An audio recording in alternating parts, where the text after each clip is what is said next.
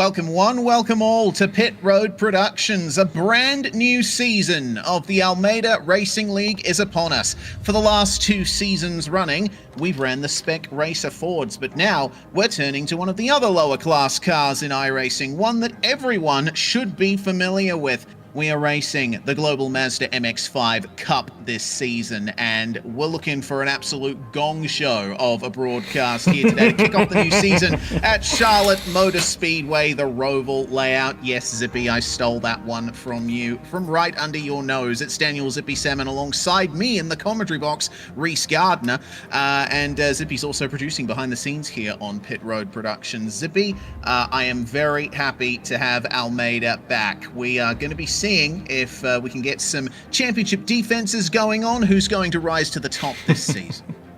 I'm definitely glad to be back as well, Reese. Indeed, I've been looking forward to this season, not just because it's nice having the ARA every Saturday, indeed, but certainly it's part of the community as well. We've already got Jake Hens there in the chat. Sadly, Cara can't be with us today. And indeed, we've done some upgrades here at Pit Road Productions. You can see here myself and Reese even clearer. Ladies and gentlemen, what I can tell you is that the milder makeup department may be non-existent here at Pit Road. We can use filters if need be, which was quite a shock to me as well, certainly to Reese as well. But I gotta say, Reese, it's great to be back here. And I was actually hanging out at the pit party last night with these guys, and this is a challenging circuit. It's not the usual Roval that I'm expecting, so certainly we can see a few drivers here having a little bit of an adjustment getting used to the layout. Yes, this is the layout of the Charlotte Motor Speedway Roval that NASCAR ran starting last year. It's had a couple of alterations made to it, largely in the run back onto the oval from the infield. There's a very tight hairpin that brings you out onto the oval on this layout. But the Mazda MX-5s can handle it very well, as I'm sure they're able to handle all of the other circuits that we've got coming up on the schedule this season. Indeed, we're going to start off here with Charlotte Motor Speedway before heading over to Summit Point now. Getting off another league that we broadcast, I have a feeling that is going to be an absolute belter. Suzuka for round 3, it's going to be an endurance round before heading over to Okayama for round 4. Yes, Virginia International Raceway will play host to round number 5. We're going to Willow Springs for round 6. That'll be a fun one for sure. Alton Park, one of your favorites, Zippy, plays host to round 7, and round 8 I completely missed because the slide switched. Oh, ladies and gentlemen, let's go back. Take it back there. Too far. Okayama? No. Round 4. I'll slow it down for you next week, Grace. Thank you. Thank you. I appreciate that. So just to refresh your memories, Charlotte, Summit Point, Suzuka, and Okayama to play host to the first 4 rounds of this season. But yeah, honestly, it's a solid schedule, and I really appreciate the effort that the Almeida Academy administrators put into all of this as we wait for that old slide to change so I can see what round 8 actually is. It's Navarra! Oh, that's going to be an interesting one for sure, Zippy. It definitely is. Indeed, we're trying to slow it down a little bit here for the schedule. Indeed, that didn't quite work. Interesting, ladies and gentlemen, indeed, in round 1. Before we head over to round 9, Road Atlanta, come on, favourite track here for this commentator. Round 10 is going to take us to Suzuka with the final round taking us full Le Mans. But let's take a look here at the race format for today. Just quickly, Le Mans is going to be quite the interesting round. Super long straights, lots of slipstream potential in these MX-5s, but we have kept more or less the same race format from last season. Why fix what isn't broken? 60 minutes of practice is done. The drivers are in qualifying at the moment. 2 15-minute heat races to start off the night. The second race will have a randomized invert, and then a 20-minute feature race with the grid set by Heat 2. No fast repairs and a fixed setup, and it looks like the invert is going to be 8 for this round. So the top 8 from the results of race 1 will be inverted, and whoever finishes 8th in race 1 will thus be the pole sitter in race 2. So we get our view on this very short start-finish stretch briefly, and that super tight hairpin I was talking about. The infield here at Charlotte Motor Speedway has a lot of nice flowing corners, but it's very difficult to get your line right through a lot of them.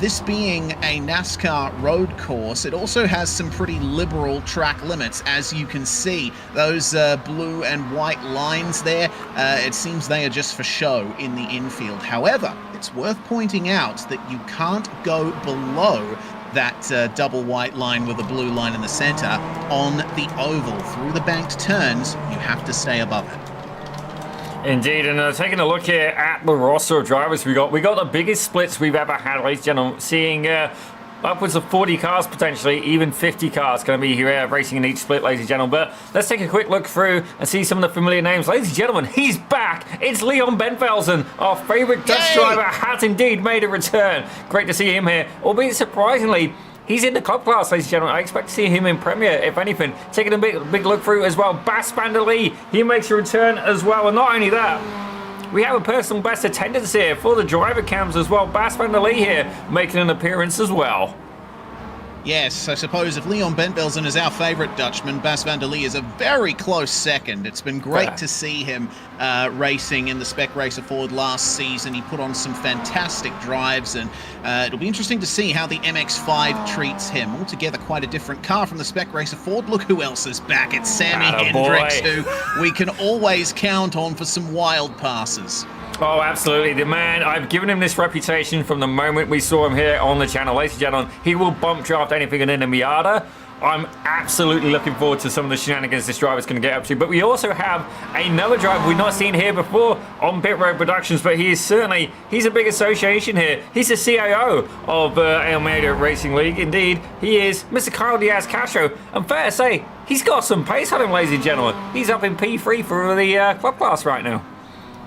Yeah, doing quite well in the gold livery machine, which is usually reserved for staff members of the Academy. And you can see that Kyle's definitely got a big old wheel strapped to his rig as well. I can't quite tell from this angle whether those are sunglasses or a VR headset. I think it might be a VR headset, but regardless. Oh yeah, it is a VR headset. Wow, very nice. I'm continually amazed by how small VR headsets are getting. You can barely even tell. Like, I'm still used to the super bulky first generation VR headsets, but regardless, we'll see what Kyle Diaz-Castro can do there from P10 overall in qualifying at the moment. Tuomas Nieminen also rejoining us from Finland. He's put in some great drives over the last couple of seasons, and it seems that he's carried that pace over to the MX-5s as well. We see Kevin Lau back in the fold as well, but apart from that, plenty of new names as well, Zippy. Names that I think we may have a bit of trouble pronouncing as well.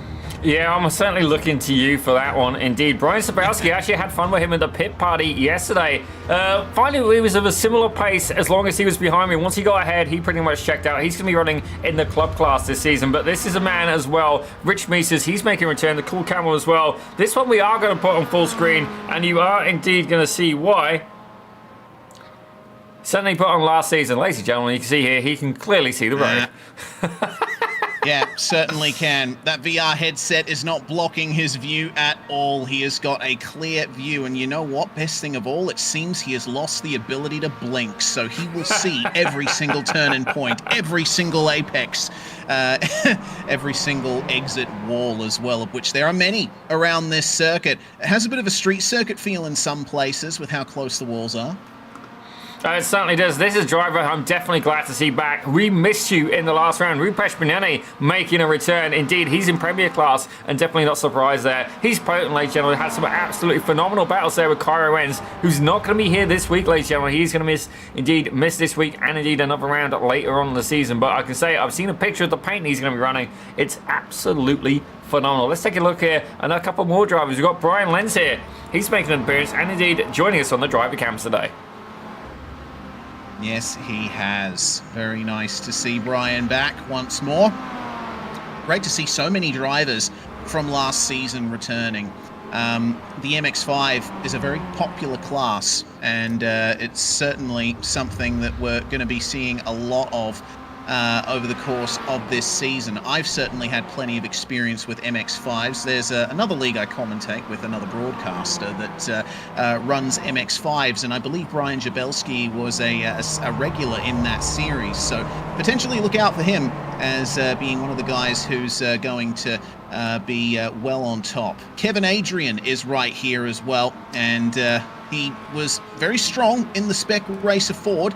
Looks like P22 in qualifying for the moment, so he's probably looking for some more improvements here, but we know as well as anyone how what Kevin Adrian is capable of. Yeah, I definitely want to see a rain race for this this season, ladies and gentlemen. Indeed, if there is, my money is 100% on this guy. Despite that, he's not wearing a shirt today. Fair play to him. If you got it, flaunt it, ladies and gentlemen. But indeed, Kevin Adrian there, make sure he keeps cool during this race.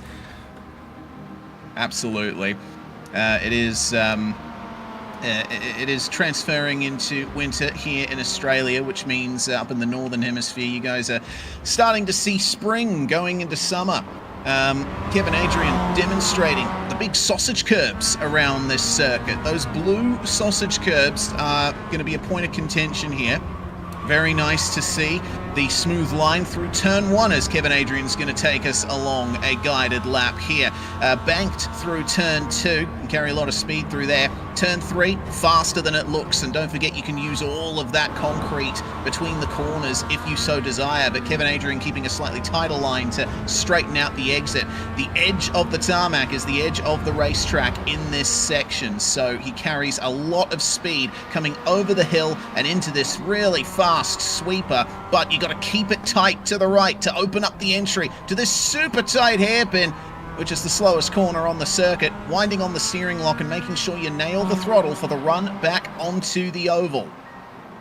Indeed, definitely a challenging circuit as well myself. I actually found during the pit party, that was actually a good place to make a pass. It did compromise your exit speed, but if you really wanted to force a move, you could do it. This corner, however, I can't say I'd be looking to make a pass here. You'd have to be, well, you'd have to have more talent than I would. Look at the curb usage there from Kevin Adrian. However, biggest thing here, you want to make sure you get the most speed on exit, as it's going to follow you the entire way down that straight and indeed over into the start finish.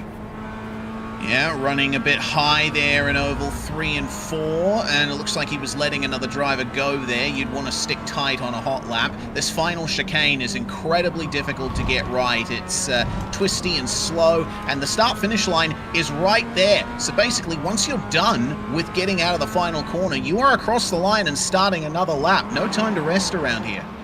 Yeah, definitely. If you want to have a drink, I don't know when it's going to be the best time to do it. Certainly, Road Atlanta, probably one of the reasons I'm such a fan of that track. But I can tell you, our Almeida Academy coach today is going to be Connor Bell. He's there, and he's indeed on the driver cams as well. We'll keep an eye out for him a little bit later here. But let's take a look at some of the new drivers. We've already got a cheer for this gentleman here, Otavio Soares, ladies and gentlemen. He's currently in P3 overall, and indeed third in the Premier class. I believe it might be Suarez, potentially. We'll have to confirm that with Otavio, but we'll see him for the moment sitting in P3 and doing quite well behind Elliot Brocard and Bas van der Lee.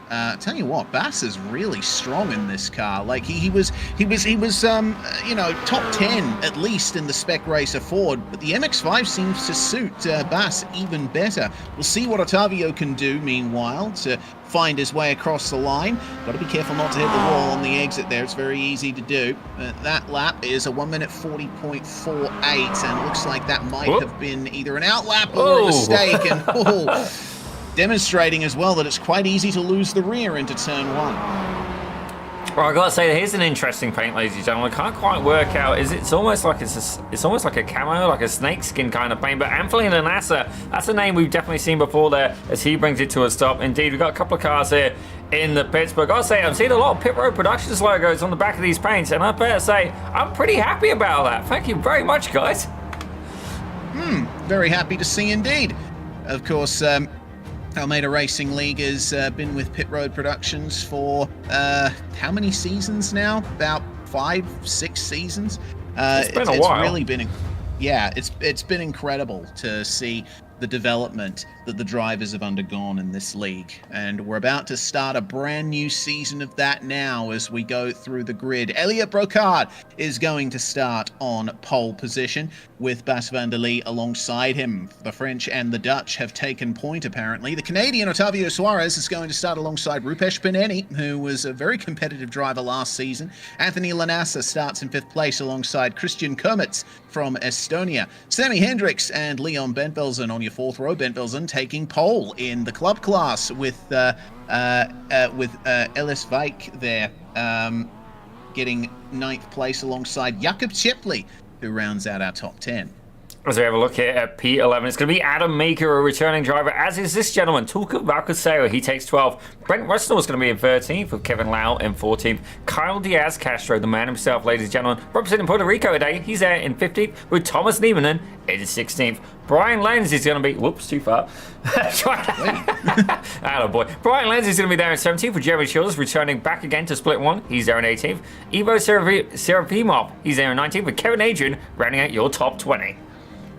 It's Jeffrey Westland starting in 21st place alongside Brian Zabelski. John Estep is going to start alongside Philip Falcon. Then it's Tyler Harker and Jan Janchik making his return to the championship out of 26th place. Denis Delpierre from Belgium is going to start alongside Rich Meesters, and the top 30 rounded out by Julian Rice and Andrew Engel. Connor Bell is going to start in 33rd place, with Callan Alexandrescu and Denny French not setting times in qualifying or practice. Potentially they were in the wrong split, but we'll have to wait and see on that. It's a standing start here in the MX-5s, and the green flag flies. We are away for the first round. No rolling starts in this one, and it's a pretty clean start from most of the field, but you're going to see a lot of compression coming into the first turns here. It's a nice start for Elliot Brocard, though. He will lead by about half a second already by the time they're out of turn 2. Otavio Suarez also keeping up nicely, but under pressure already from Rupesh Paneni, who's taken 3rd. Well, what I can tell you is Kevin Adrian has already made his way up 2 spots, ladies and gentlemen. He's looking trying to make it a 3rd there, as he's got Jeremy Childers right behind as well. Brian Lenz just ahead. These guys have indeed raced together before, but what I can tell you about these mighty Miatas, they are absolutely terrifying on cold tyres. There is definitely a little bit of heat that needs to be put into the rubber here, and indeed these guys are going to have to keep that in mind on this first race lap. Oh, they absolutely will. Let's see what the racing is like in the midfield. Meanwhile, as Ivo Serafimov makes a move on Jeremy Childers, and John Estep and Tyler Harker are side by side too. We're on board with Brian Lenz at the moment, who is trying his best to make up more places, racing with Kevin Lau and Kevin Adrian. He's in a bit of a Kevin sandwich right now. Indeed he is. You see there, Brian Lenz has got the advantage there as he makes his way towards the bus stop, ladies and gentlemen. Indeed, it's going to be an incredibly tight circuit. Able to get back there in a single file. They need to carry as much exit speed as they possibly can. Look how close he's got. Oh, he's too close to the wall. He's hit it, ladies and gentlemen. Now Kevin Adrian right behind. He's going to try and give a little bit of a bump draft to try and get back out to momentum. A little bit too much speed from the exit there for Brian Lenz. That exit wall at the chicane is going to bite you if you're not careful. These MX-5s do tend to be able to take a beating, though, so it looks like Lenz is going to stay ahead for now. Let's see what Kevin Adrian can do now to keep Ivo Serafimov behind him. Meanwhile, Leon Bentvelsen and Sammy Hendricks trading spots a little further up. The number 6 we're keeping an eye on for the moment. Sammy Hendricks has got Jakob Chipley and Adam Meeker right behind him, starting to lose a bit of touch there with Bentvelsen and Komets ahead. And is that a slowdown there? Multiple cars picking up slowdowns in that first chicane, as it looks like we got an absolute onslaught. Oh, that took a Valcaseo there. Gets a little bit of help from who I believe is Kyle Diaz Castro there. Definitely not what he had in mind. A little bit of contact indeed. Castro keeps going though, as there's a black flag for Sammy Hendricks. He has not served that slowdown quick enough. He's going to have to tour through the pits. Yeah, that's not ideal for Sammy Hendricks. Fortunately, the pit entry here cuts off quite a bit of that final sector, so you don't lose too much time driving through the pits around here. So still not ideal, it only being a 15-minute race. Let's see what Sammy can do. Thomas Niemanen, meanwhile, sitting 13th for the moment, got Kyle Diaz Castro right behind him, as there's a pass just behind there. Believe that might have been Serafimov or something making a move there. Jeffrey Westland is falling down the order. It looks like he's had a problem too. Yeah, let's take a look here, Reese.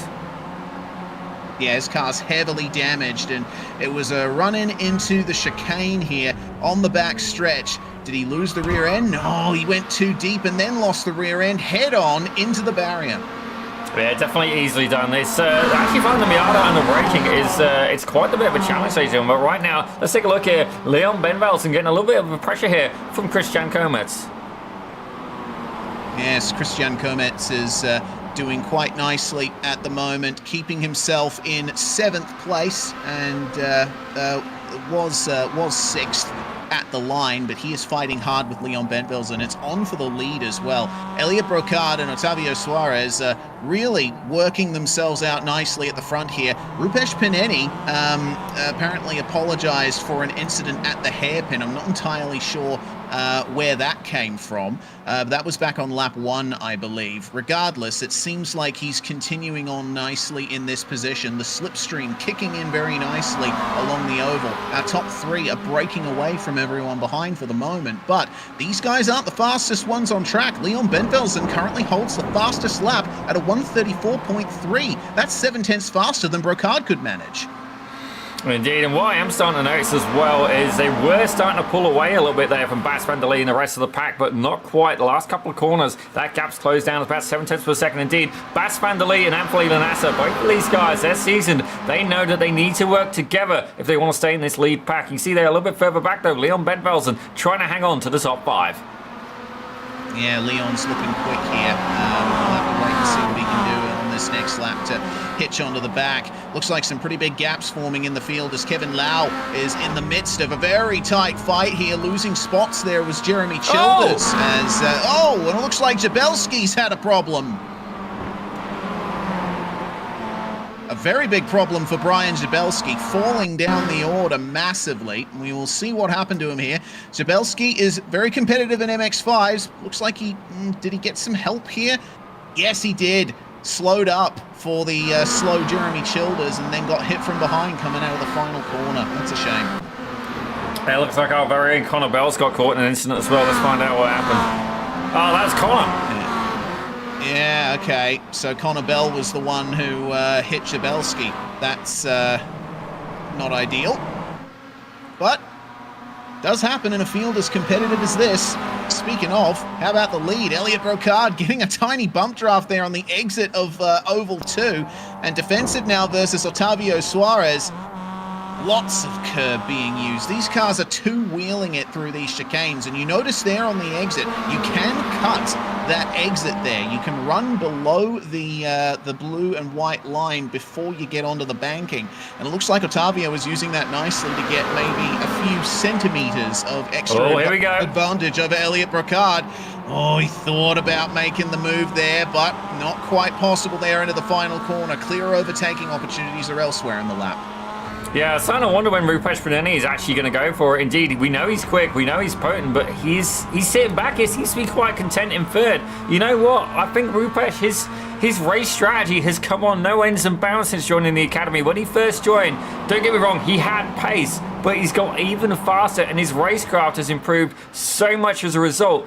This is how he's a championship contender. I'm going to say it straight from the outlay, ladies and gentlemen. This man is somebody to keep an eye on. Yeah, I agree. Especially in the latter half of last season, he was a constant presence up the front of the field, and it looks like that hasn't changed. But that's a little wide there for Brocard through the hairpin. This could be the chance that Otavio Suarez needs, but he's going to have to wait for a few more moments to get that done. Interestingly, Otavio, though he is racing under the Canadian flag, has a Brazilian flag on his rear bumper. I think that might be a clue as to his nationality, but we will see. As we make our way into the chicane, another defense from our leader, Elliot Brocard, running the fastest time in qualifying, but it's only one lap, really, that defines his starting position for the first race. A lot can change as it's on for fourth. Bentvelsen and Van der Lee, the two Dutchmen, trading spots. Now, this is where you got to try and find yourself some teammates in a series like this. Indeed, there's no team championship this season, but I got a feeling you could do having some friends here. As you see, coming in a little bit hot there was Bas van der Lee, able to keep control of it though. Indeed, the Dutchman is definitely applying a little bit of power there and trying to stay with this pack. He's currently there, down 5 positions, but in 7th place nonetheless. As we've got a change there for second, Rupesh Pineni makes it happen on turn 1. Oh, that he does. Lovely stuff from Rupesh Pineni. He moves up, and it looks like that's Elliot Brocard who's fallen to third. So both Suarez and Pineni have gotten past him. So this is a big change up at the front of the field, and it's brought everyone else in the top 7 battle into the fold as well. Anthony Lanassa leading the charge there as he drags Bentvelsen, Christian Kermetz and Bas van der Lee along with him. That's a big slide from Pineni on the way into the right-hander towards the hairpin. Oh, bump. It's a lovely... Oh, yep. it's a lovely line that drivers take through there. Widens out on entry. There's a lot of space for racing, particularly on the first lap, but it can be very hard to get right when you're in the depths of the race session. Looking a bit further back here, this is Philip Falcon trying to get past Julian Rice for 24th. That was a big wiggle, wasn't it? John has stepped there, getting a little bit loose on corner exit. Looks like Philip Falcon's going to try and go on the inside. Oh, a little bit of contact there. Indeed, he's got back up to momentum. And you got to ask yourself as well, is it worth it trying to get the pass? Or are you actually better off just trying to get back up to speed here? As really, Philip Falcon applying all sorts of pressure. John Esteban and Philip Falcon both in the same position as where they started. It's not great, but it's not bad. They've not lost anything, as that looks a little bit deep there from Julian Rice ahead. And indeed, John Esteban is going to try and capitalise on that as it goes side by side around the back section. That was a big helping of oversteer for Rice, and it looks like there's been trouble at the front. Elliot Brocard. Oh, that is huge. That's going to be one hell of a replay we're going to look at here, Zippy. Big contact between Brocard and Pineni. Brocard made the move on Pineni, but he lost it over the curb. Rupesh not to blame for that, but Brocard ultimately collecting a couple of other cars on the way there too. Yeah, definitely a few of them got caught in that. I think that might have been Jacob Seepley who got caught in that. By all means, please let us verify that one here. But that was definitely, I could see it happening, ladies and gentlemen, but it's, yep, indeed, Jacob Seepley, not what he had in mind. No, definitely not, and a real shame for Jakub. He's he was down in the field, tried his best. Ironically, at the point he crossed the line, when he was sideways with his front end missing, he was classified in 7th. So that would have been an excellent jump up through the field for him. Unfortunately, he has had to tow back to the pits, as has Rupesh Pineni and Elliot Brocard. So we've lost 2 of our front runners from this one, and Otavio Suarez is all alone in the lead right now. Lanasa, Bentvelsen, Kometz, and Vanderlei are going to have to work together to catch him up with only 4 minutes to go in the first race. Indeed, it's looking good for some of the old guard here. Anthony Lanassa and ARA Barron, he's doing quite well. He's up in second, up 3 positions. Leon Bentvelsen, again, another name to keep an eye on, ladies and gentlemen. He is indeed potent from the moment we saw him, and indeed, right now, he's managed to find his way up 5 positions in the third. Let's have a look here. This is a name that we're going to be familiar with last season. Indeed, he's the hard charger right now. It's Tyler Harker, ladies and gentlemen, with the Harlequin Miata there. He's currently up there, MP13 overall, but Ivo Serafimo is just ahead by about 1 second flat. Yeah, and it looks like Harker may have lost a tiny bit more time down the start-finish stretch with that little appointment with the exit wall. Harker battled hard with Cairo Enns for the Club Class Championship last season, and is certainly a pacey man indeed. But Kevin Lau definitely seems to have gelled with the MX-5 very nicely and is catching him up through this infield section. A lot of fast corners where it's very difficult to make a pass. In the NASCAR stock cars that usually race around this layout, almost every corner is a passing opportunity, but the MX-5s have to wait for those clearer braking zones. Yeah, I definitely found, usually myself, I'm quite the person for racecraft and, you know, trying to make a pass and stuff, but even here, I struggle to get a move done. The Miatas as well, they're so, well, I mean, don't get me wrong, every car we've had here on the ARA, it's been a fixed setup, it's been, you know, a test purely of the driver. That's exactly how it should be, I feel, ladies and gentlemen, but certainly, I found it very, very difficult to get passes done in this Miatas. I need to spend a little bit more seat time on it, and not only that, for the Miatas, they actually have a course just for it coming out this season, ladies and gentlemen. Another reason that you want to be part of this league, indeed, part of the Almeida Racing Academy.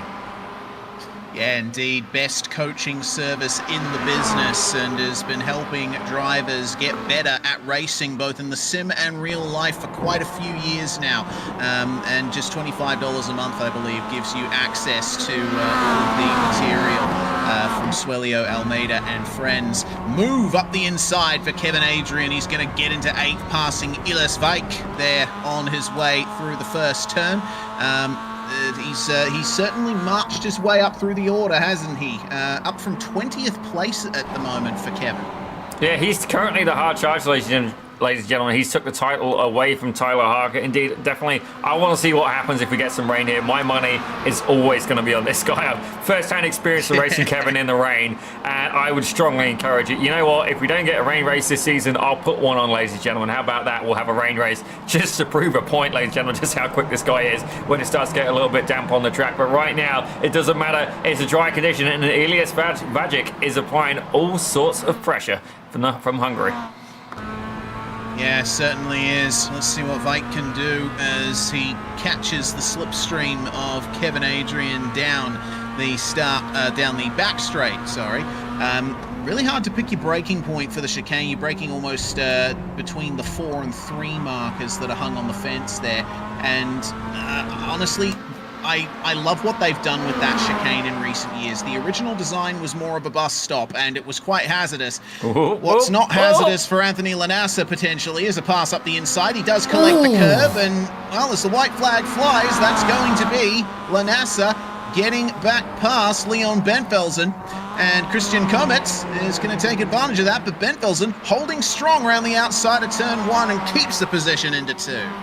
Yeah, fair play, Christian. Definitely no slouch by any means. 3,602 iRating, ladies and gentlemen. One of the higher iRating drivers in here. Certainly, actually, Elliot Brocard, short of the academy coaches, he had the highest iRank, ladies and gentlemen. But right now, Christian Kovacs really coming back out of nowhere there, and Ben Bowsen having to really switch on there. As Kevin Adrian has picked up a slowdown flag. This could be bad news for the Canadian. He's got Brent Russell and then Kyle Castro right behind, looking to try and cash in on that. Oh, tipping the wheel. Oh, yeah, just a little bit. And that's going to open up the opportunity for Kyle here. Around the outside into the hairpin. Can he get it done? Can Brent Rusnell? No, he can't. And now Diaz Castro makes the move up the inside, dispatching Brent Rusnell back to P10. But for how long is the question? Looks like there's some smoke there ahead. Looks like someone's had a problem. But we'll have to wait to find that out, because it is the final lap. And we are almost about to give our winner his dues. Otavio Suarez has had a fantastic first race here, was a constant presence in the top 3, and when his compatriots fell by the wayside, he was there to take advantage and has kept that lead by nearly 2.5 seconds all the way through. The first race win of MX5s in the Almeida Racing League will go to Otavio Suarez here in Split 1. Anthony Lanassa and Leon Bentvelsen rounding out your podium. Fantastic racing. Indeed it was, and certainly let's give a huge shout out as well. Kevin Adrian up 12 spots. That is definitely not easy work in a split like this. Tyler Harker currently showing us up 12 spots as well. Yeah, he solidifies that as well. Yan Cheek, he's up 11. Rich Meesters up 12. Saying that, he's duking it out there. Brian Lenz looking to try and get one back. Oh, almost. Unfortunately, the safer barrier on the exit of the final corner put paid to that. Dear. Oh dear, who's that now? That's not ideal. That's Vike, I think. Iles Vike. Apparently, a mistimed downshift, potentially, causing his engine to blow, but he was able to roll it to the line, only just. And with that, that's everybody across the line. And, oh dear, it looks like that might have happened into the hairpin there for Iles Vike. So, hopefully he can avoid that kind of issue in races to come. Riding on board with the 164 machine, we're going to have to skip it. In fact, we're going to have to skip it. We're caught up on time. Damn it! I wanted to hear it go bang. Yeah. Oh well. We won't hear it go bang, but we will see the results from race 1 and the grid for race 2 very shortly.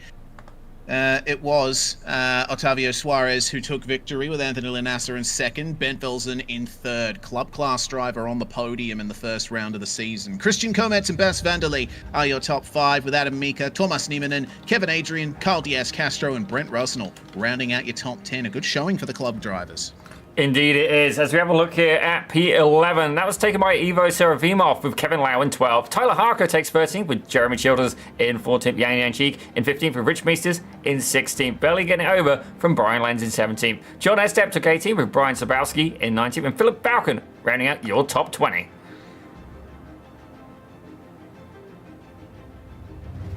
In 21st, we had Julian Rice with 22nd being Elias Vajic. Interesting. I 23rd. apologize. My mic was muted. Okay, welcome back. 23rd, Sammy Hendricks with Dennis Delpierre in 24th. Rupesh Panani was up on the podium earlier. He took 25th with Elliot Brocard in 26th. Jacob Seepley takes 27th with Andrew Engel in 28th. Silke Valcaseo in 29th and Connor Bell in 30th. And Jeffrey Westland, unfortunately, retiring from the race, as did Bell, Valcaseo, Engel. We had most of the drivers involved in the incident making their way back out on track. But now it's time to check out the top 8 for race 2. Kevin Adrian, from starting 20th in race 1 to pole in race 2. That's an incredible run. And Thomas Niemanen is going to start on the front row with him. Adam Mika and Bas van der Lee will be 3rd and 4th, with Christian Kometz and Leon Bentvelsen 5th and 6th. Then it's Anthony Lanassa and Otavio Suarez, the race winner from the previous race, starting out of 8th. From there on back, it is where they finished in race 1. But my goodness, what a start to the season. I was always expecting frenetic racing with the MX-5, Zippy, and that's exactly what we've got.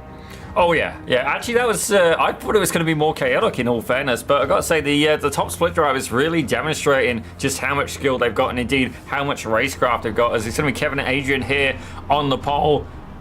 It sounds like we're getting about ready to go green here, Reese. Yeah, still 15 seconds left on the grid timer, but good timing at the very least. We got a bit caught by surprise there with the short grid time for race 1. I also thought that they were going to preserve the rolling start from last season, but apparently not. We're going to be seeing who is best at standing starts now that we're in the MX-5. Well, now the revs are going to rise again.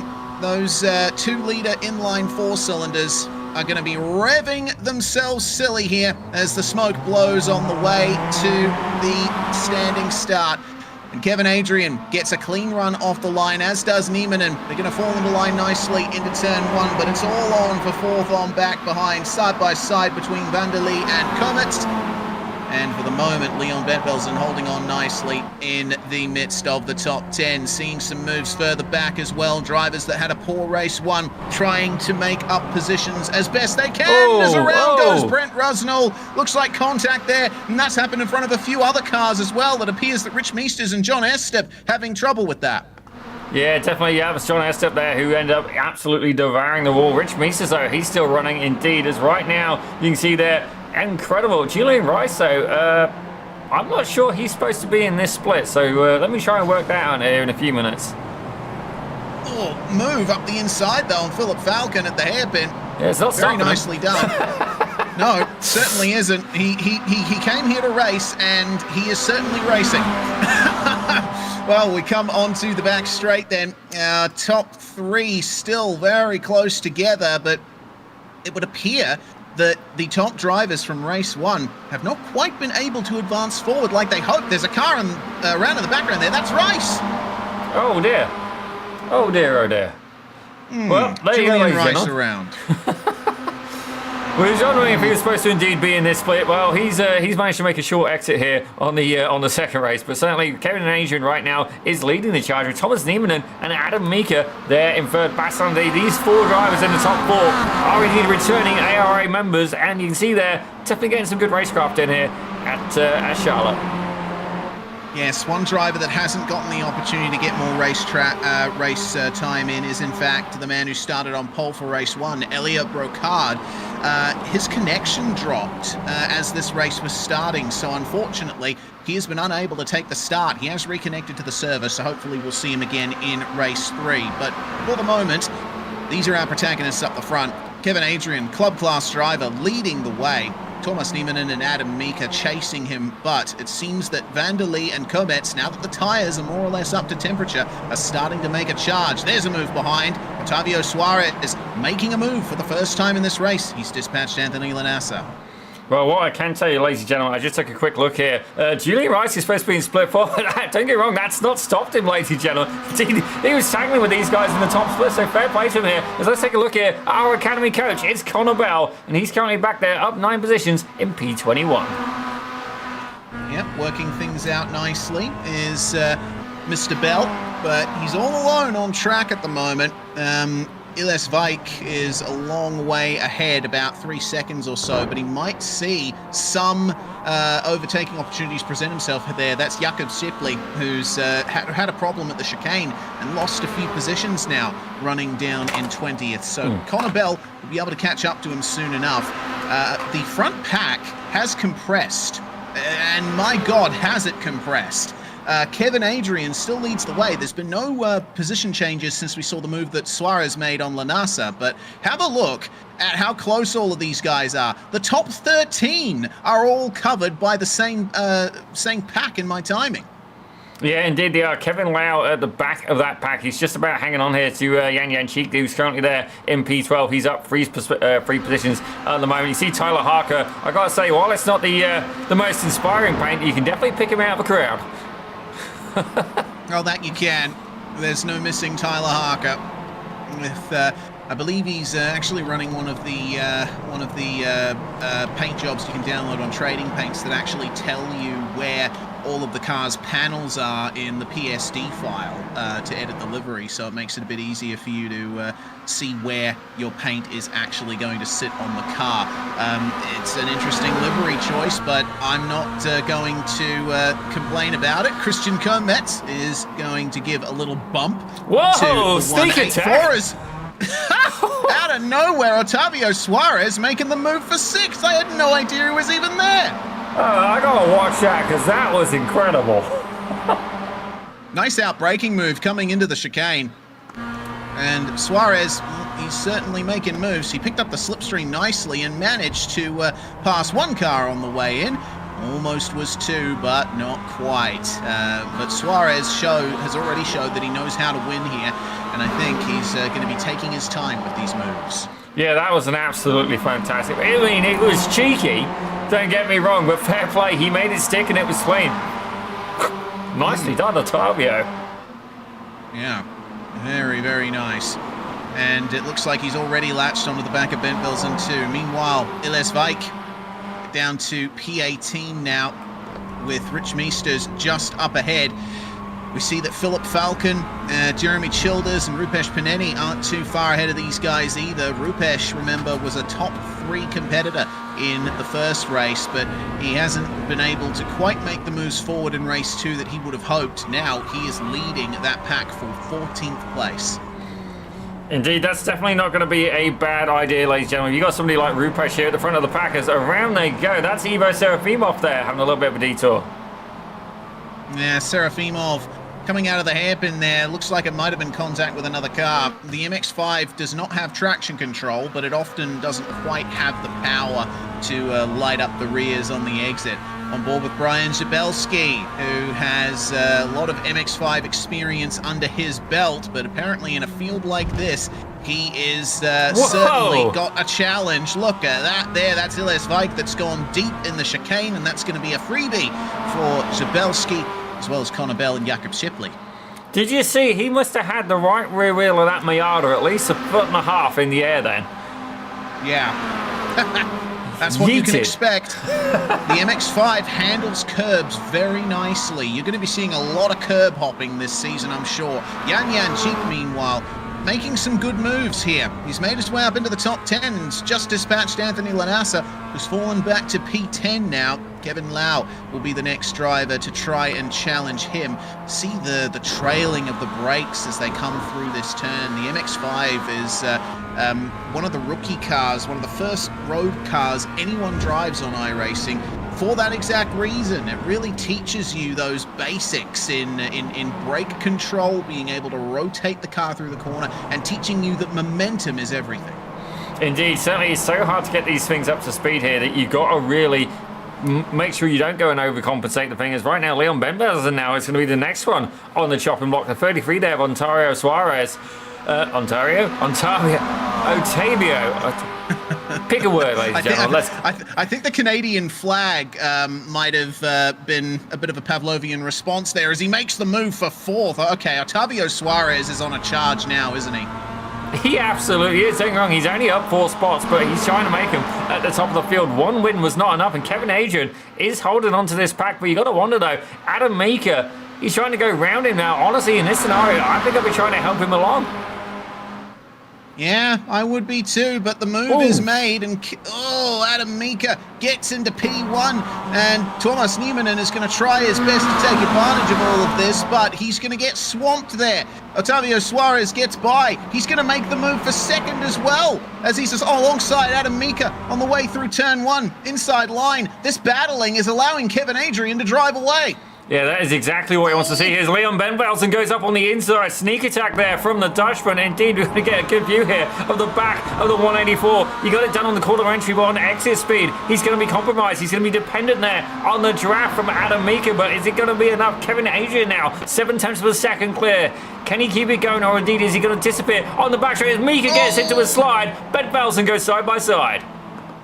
Yeah, it's hard to keep the rear end in check through that right-hander, but there's nowhere to go through the apex of the hairpin, and Bentvelsen's going to lose another position here to Thomas Niemanen as Otavio Suarez finds his way now into P3. Goodness gracious, this has turned into quite the chaotic race, and we've still got 6 minutes left of this. I gotta say, quite the marketing plug for us as well. Bas van der Lee putting us on the license plate. Thanks, Bas. Indeed, is right now. I gotta say, I love the support we get here from all of these drivers. But indeed, that looked tight. Like raising the wall there on the exit. This is intense. Kevin Adrian, though, 7 tenths per second clear. Adam Mika maybe really evaluating that, as right now Ben Bells has got the idea. He's giving a little bit of a push here to Thomas Niemanen just ahead. Yeah, it lifts off coming into the chicane. Very difficult braking zone there. You're coming off the banking and trying to set yourself up for the braking zone. Could there be a move up the inside of turn 1 here? As Bentvelsen gets the position. It looks like Niemanen gave it to on the way in and will be back on the attack on the way out.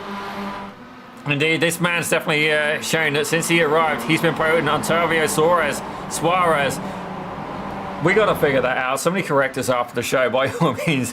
The Canadian driver shoot us a message, Otavio. Yeah. Well, we can't even see the Canadian driver. He's got a Brazilian flag on the back. Like, pick one, buddy. Like, the 33 car has definitely proved to be potent today. Indeed, is right now. He's up 5 positions. He had that invert grid, won the first race, and he's currently looking to make it too. Kevin Adrian, though, that gap has come down, and right now, he's very much within range here. Adam Mika really feeling the pressure here from the 33 behind. Certainly has, and as I keep an eye on Otavio's livery, I realize that I've seen it before in another league that I am familiar with. Last season in that league, those drivers from CFPM Racing, a Brazilian-based sim racing team, they have got a lot of, as you say, Zippy, very potent drivers. So he is coming from a very strong stable. This is going to be interesting to see what Otavio can do. Throughout this whole season. Slow on the exit of the chicane for Yan Cheek, apparently with a problem through there. Potentially lost it over the curbs, but we'll have to wait for the replay to tell the full story. Into the corner, and the rear end let go. He tried to correct it, and unfortunately, the safer barrier was there to greet him. Yeah, that is definitely and he's hit the unfortunate. pit lane attenuator too. Oh, that sounded like it hurt.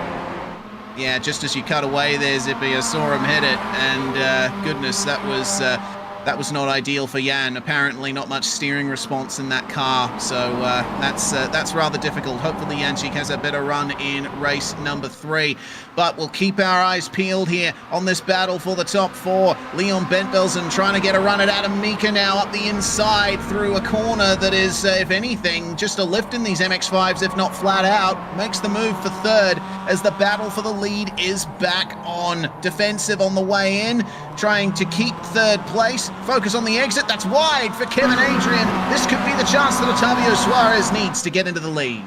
Yeah, this is starting to get ugly, and indeed Suarez has managed to put himself ahead by just about a nose, ladies and gentlemen. Indeed, Leon Benvelsen eyeing it up as well. Don't get me wrong, we've got the Premier and the Club Class Championship going on here, and right now, not only is Kevin Adrian fighting for the lead, is there 3 wide? I'm looking forward to this. Who's going to back out? Nobody, ladies and gentlemen. They all go through. Kevin Adrian cuts the curb a little bit. Is he going to get a slowdown? No, he's got away with it, ladies and gentlemen. Really checked up himself, but Leon Benvelsen comes out of that smelling the roses. And Otavio Suarez, he got what he wanted. He spoke his way up into P2, but look at the fleet of cars behind him. Adam Mika side by side with Niemanen. Indeed, Christian Kovacs going side by side as well.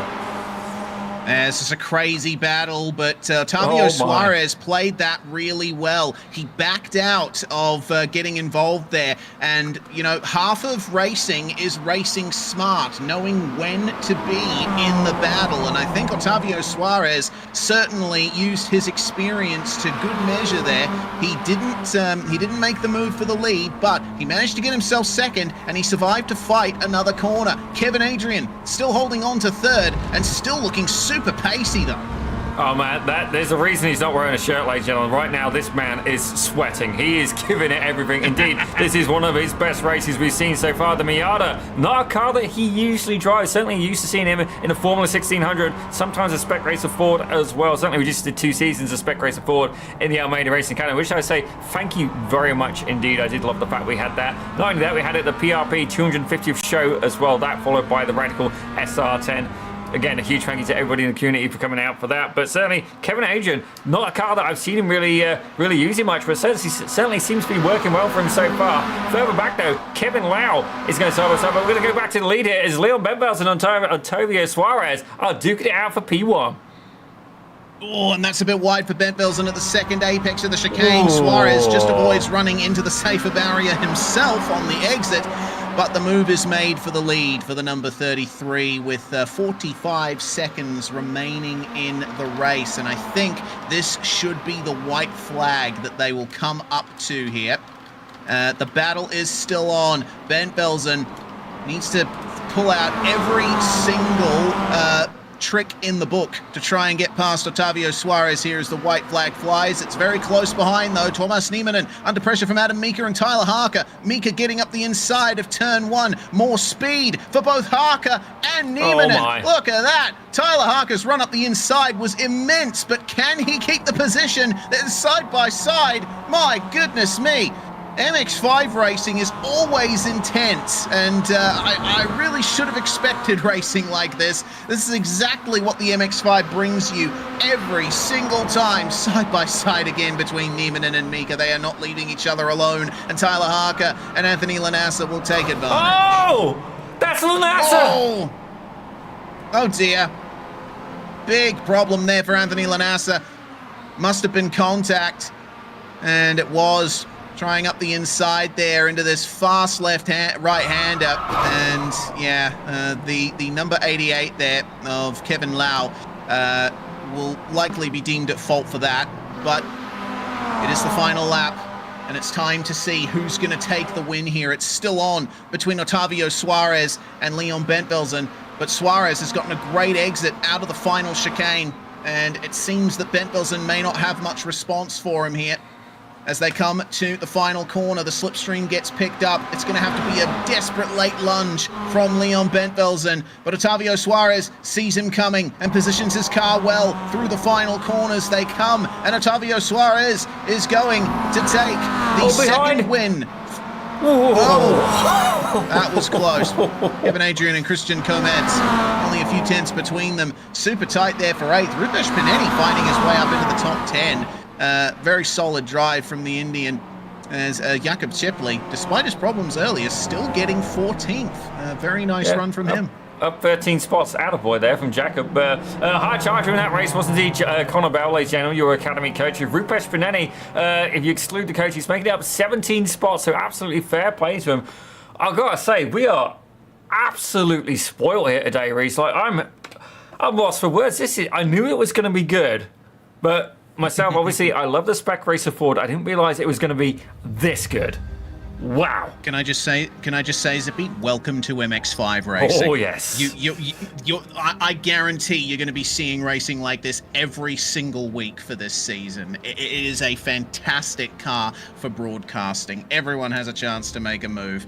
Well, Elliot Brocard, despite missing the start, still managed to make it out on track, and he's going to be the last finisher on the lead lap here. He's just coming up to the final corners now. A shame that he had those issues as well as the problems that he had in race 1. He's certainly a pacey driver, and he needs to get a result deserving of that pace. But we'll have to wait and see for race 3. For now, race 2 results.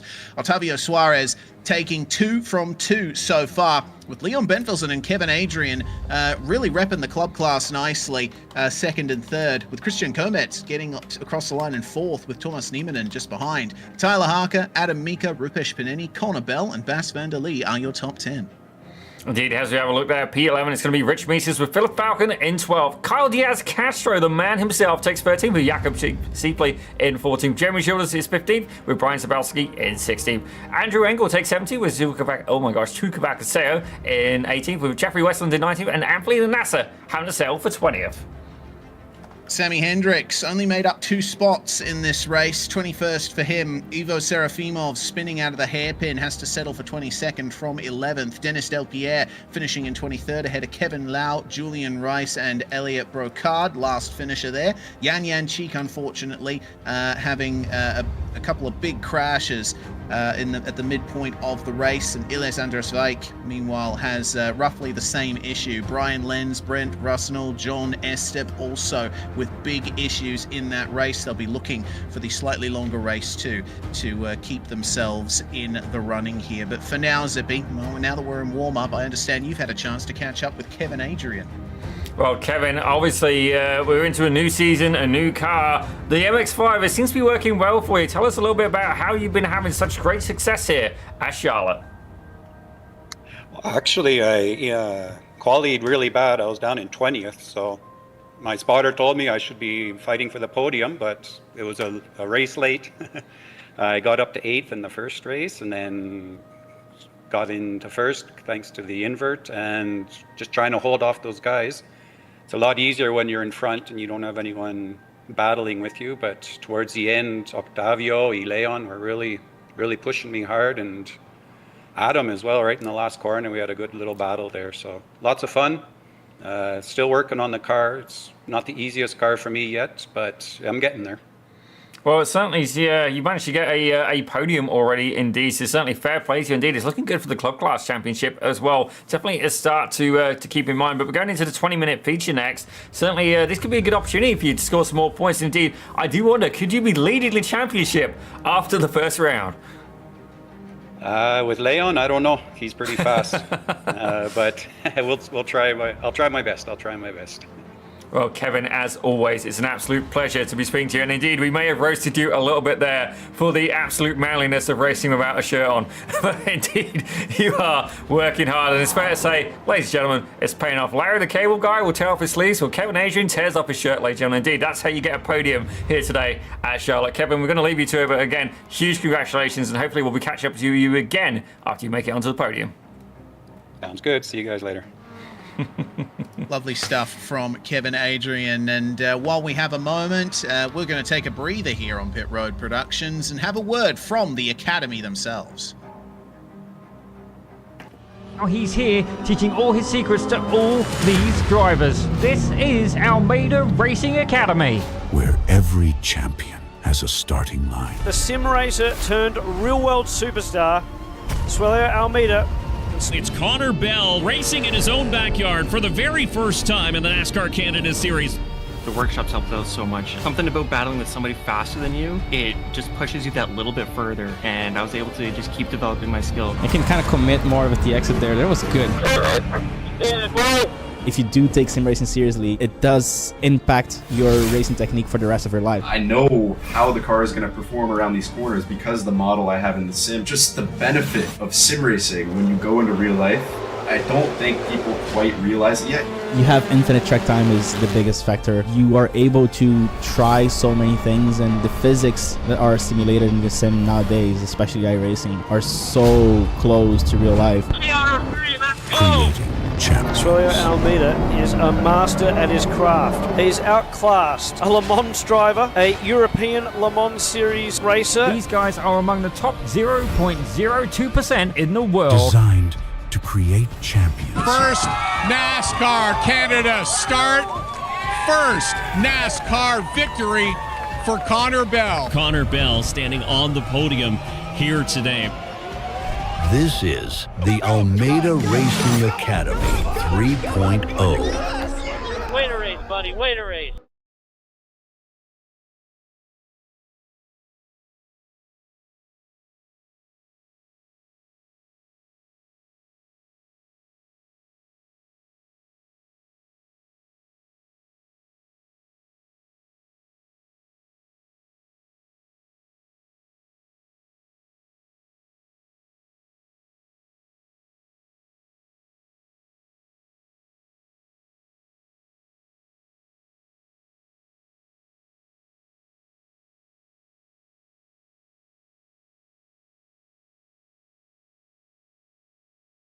for the final race at Charlotte. Oh, that we are, and it is going to be Otavio Suarez starting on pole position with Leon Bentvelsen in second. Kevin Adrian and Christian Kometz, your second row, with Thomas Niemanen and Tyler Harker fifth and sixth. In seventh, Adam Mika with Rupesh Paneni alongside. Connor Bell's going to start ninth, and Bas van der Lee is rounding out the top 10. Looks like we're going to have a short grid time here, Zippy, so we might not be able to get through everyone. Rich Mises is going in 11th with Philip Falcon in 12th. In 13th, it's going to be Carl Diaz-Cancho with Jacob Siepley in 14th. Jeremy Childers in 15th and Brian Sabowski in 16th. Andrew Engel takes 17th with Sue Kovacs in 18th. Jeff Weston in 19th, and indeed Anthony Lanassa is going to be your top 20. Ladies and gentlemen, we are going to leave the grid here as the lights are getting ready to go. And green flag! And we are away. It's a nice start once again from Otavio Suarez, who's going to lead from pole position, but Leon Bentvelsen will try and break the run of results that Suarez has managed here in round one. Kevin Adrian still holding on to third, but Christian Kometz is really harassing the back of him, and it's all on behind. Looks like Jakob Chipley has gotten a black flag, apparently jumping the start there for the Polish driver. We'll have to wait and see how that works out for him, but he will be under a lot of pressure now from Jeremy Childers as he tries desperately to hold on to every position he can. He will have to tour through pit lane for that one. Indeed, he will. Looks like something happened at the start as well. Dennis Delpierre potentially caught in an incident as well. Let's take a quick look at the replay. Yeah, Delpierre, very embattled driver in this first round. Let's see what happened here. He looks like the rear end just let go on him there. Obviously, when the MX-5's tyres are cold, it's an absolute death trap, so you do need to be very careful there on your way around the first lap before the tyres really get up to temperature. Ivo Serafimov, meanwhile, has towed to pit lane as our leaders make their way through the chicane for the first time in the third race. I'm not too sure what happened to the number 20, but Serafimov has already had a pretty tough night, and it seems it's only gotten tougher. Yeah, it looks like there's an incident involving several of these drivers there. Serafimov being one of them. We've got Elliot Brochard, Anthony Lanassa, and whoa! Went into the back of Lanassa there. Tried to defend the position, apparently, did Serafimov, but got on the grass. And the Mazda MX-5 does have an anti-lock braking system, so apparently that just increased his braking distance there. I understand I understand the need to want to try to keep your position on the first lap, but close quarters like that, a move like that was not going to work. Yeah, I have a feeling that one might get a little bit of attention there from the stewards, but right now, Otavio Suarez is indeed absolutely trying to run away with it. He's about half a second clear here of Leon Bentvelsen, and we know that he's potent indeed. I'm trying to think, did he win a championship before? By all means, correct me on my memory here. We need to get a statistic, actually, try and get all of these statistics. So, Kyle, sorry, buddy, we've just found an extra job for you to do. Not that you needed it, you're a very busy man, but right now, Kevin Adrian there, the third place driver indeed, who we chatted up to. Well, we didn't chat him up. Well, we kind of chatted him up. We chatted to just a few minutes ago there. He's trying to run away from the Estonian driver that is Christian Kometz. Yes, indeed. Kevin Adrian wanted good results from this one, and his qualifying didn't go all too well. So it's really good to see him up here, and he's enjoying a nice gap, as is Christian Kometz on this battle. As Connor Bell, my goodness, he is absolutely monstering the curbs at the chicane there. And right behind Rupesh Paneni, both Bell and Paneni are up 2 spots. They made their way past Bas van der Lee and Tyler Harker. The top 5 remain where they started, but there's at least one position gained or lost for everybody behind. And this is going to be one of those series where I think Connor Bell's real-life SPC experience could be of absolute benefit there. As you can see, one of the students there, Tyler Harker, right behind, trying to get in on the action as well. As Connor Bell makes his way up into 6th place as well. Now, the question is, can he catch Niemanen? I'm going to say that's probably going to happen, ladies and gentlemen. Not knocking Niemanen, but indeed Connor Bell is an academy coach for a reason and a real NASCAR Canada driver as well. First round out, he did indeed go and win the thing, despite having a penalty as well. Absolutely incredible driving, but right now he's there in P6. Overall, I think the lead is still within reach there, but I do have to wonder, in 20 minutes, is he going to be able to find his way to the front of the pack? Yeah, it is a slightly longer race than the first 2, so there is more time to make your moves, but it also means that if you get an early advantage, you will be able to maintain it a bit more easily, I think. John Estep, meanwhile, making a move almost there on Ilesvike. and Illes up 8 positions. S-Step up 10 as we had those big problems for Jeffrey Westland, Sammy Hendricks, Anthony Lanassa, Denis Delpierre, and Jakob Chepley on the first lap. But let's see what Brent Rusnell can do to try and hold on to his positions as Jakob Chepley here back down in 28th spot, making the move on Delpierre. Indeed, it's good to see, despite the incident, these guys are still able to run, as that looks like some very interesting damage on the front of that Miata there. The 18 of Elliot Brocard. Yeah, looks like the bonnet has detached somewhat from the car. That's not going to do any favors for his driving view, but worth remembering that sometimes car damage shows up differently on our end than it does for the driver themselves. Regardless, yeah, Elliot Brocard, I really do feel for the guy, because remember, he qualified on pole position for the first race. 1 lap pace around here, certainly in the hands of the Frenchman, but his races have not gone the way that he would have envisaged. Meanwhile, slowdown having to be served for Rupesh Panetti. He's going to fall down to 9th spot, evidently a bit too much taken out of potentially the final chicane. Well, it looks like here Thomas Niemanen, he's just been passed by Conor Bell, but it looks like Tyler Harker's trying to line him up here as well. Now, we know Harker's potent, and we certainly remember him from the Spec Racer Fords. Indeed, he was somebody to keep an eye on, almost taken away with that Club Class Championship win as well. But Bas van der Lee, he's there, he's in the mix. He started incredibly potent, but certainly the pace appears to have dissipated a little bit as the day's gone on. Yes, it seems that, oh dear, that's a problem for Andrew Engel, and it looks like a spin through the hairpin coming onto the oval. Was this a solo error, or did he have help is the question. Lots of space around him, a little bit wide on entry, and then on the throttle application, the rear end just let go. So apparently you can light up the rears in these MX-5s.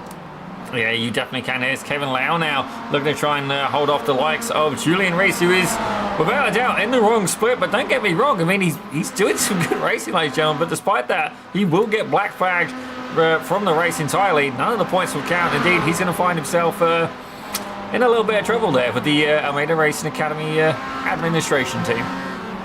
Yes, well, you know, round 1 gremlins, I think, can be blamed for a bit of that. We've certainly had our round 1 gremlins as Brent Rusnell has to serve a slowdown there, cutting the curbs in the final chicane. In the real world, there are tyre barriers at the final chicane as well as at the hairpin, but I think the drivers are thankful that they aren't there in the sim model of the track yet anyway. iRacing is usually pretty good about keeping their NASCAR tracks updated to real-world specs, especially recently. But Tyler Harker, for the moment, still holding on to 6th. He's got some problems there on the exit, though. The transition onto the banking of the oval unsettling him. Yeah, you can see things starting to tighten up, ladies and gentlemen. Certainly Tyler Harker was certainly starting to sweat at that particular moment. And Thomas Niemanen, he's not trying to make the pass at this point. He's trying to push Harker forward and try and stay with the likes of Conor Bell. This is going to be a tight fight indeed. Oh man, yeah, Connor has got supreme confidence over those curbs as it looks like Niemanen's going to lose the spot to Harker in the background there. And to Paneni as well. A poor exit from the hairpin there for Tyler. Might Bas van der Lee get him as well? Will he pull out on the way into the final corner? He will not. Van der Lee is evidently playing the long game here. Yeah, Van der Lee's always had good strategy, ladies and gentlemen. Indeed, he will sit back and wait until the opportune moment. He knows he's in this pack. He knows he can make a late charge. But certainly, look, watching these two guys ahead, I think he's just sizing up some experience here in the ARA. And indeed, you see contact there. He's sized it up, and he's got to weigh up the risk versus reward. Is it worth it trying to get in the middle of these two? I'm going to say probably not. Maybe they'll take each other out. But certainly, these two guys are racing very aggressively ahead. They certainly are. And you really need to take advantage of what happens in front of you in this car. It's a darty machine, the MX-5, and as an MX-5 driver in real life, I can tell you, it really monsters the corners. It handles beautifully, and well, keeping that momentum up is a big part of racing in this car. It doesn't have the biggest straight line speed, so you make up a lot of your time in the corners. And keeping your exits nice is a big part of racing as well. Diaz Castro, my apologies, is going to be side by side through here with Philip Falcon, who's having a good race at the moment, 11th spot.